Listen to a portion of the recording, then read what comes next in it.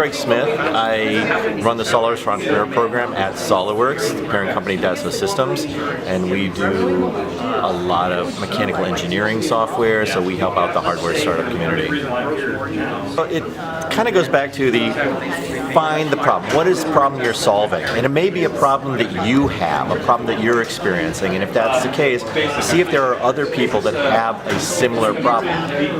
You need to get out there and talk with potential customers to determine what value you're bringing to them, and if you're not solving a problem, then you're basically wasting your time, you're wasting everybody else's time. You kind of can look at how are people solving that problem today. Do you have a better solution? Do you have one that's faster? Do you have one that's cheaper? So once you find that problem, how large is it?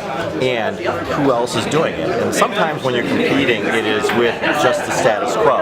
It may be that it is just, this is the way people are doing it. You know, I have a pen and I'm writing something on a piece of paper. You know, I can really do that faster with a computer. And then you kind of grow from there. You know, you look at what, say, Uber did. There was taxis.